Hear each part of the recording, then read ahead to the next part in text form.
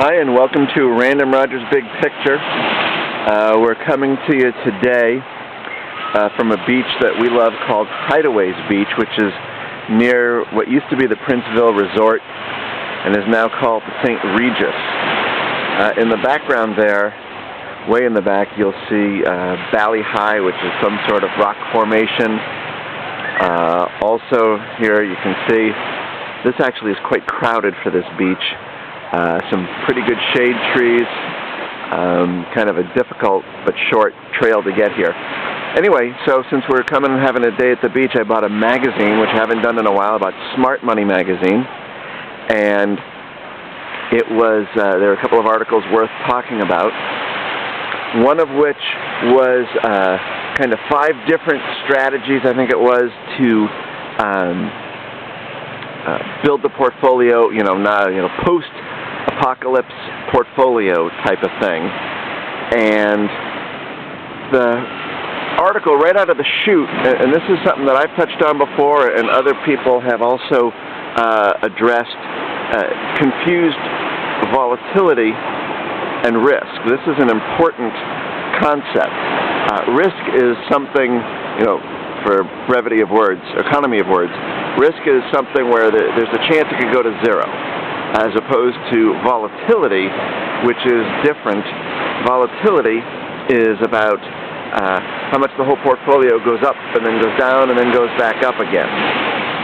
Buying a bunch of index funds, even if they're narrow indexes, is not an act of risk. It's more about the volatility that you expose your portfolio to. Is that something that you want to do right now?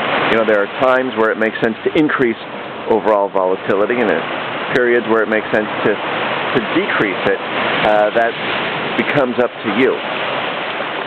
The other article to talk about is kind of the drawbacks of ETFs. It had all sorts of ridiculous quotes in there from people who use nothing but ETFs or who shun them. And again, this all misses the point. There was a big section devoted to tracking error of ETFs. Okay, so an ETF is merely access. It is either good access or it's not good access, but that's all it is access. So in weighing your options for some sort of emerging market exposure, are you better off with EEM or some equivalent from another fund provider? Are you better off with a regional fund, something from Asia? Are you better off with a BRIC fund or a single country fund or a common stock?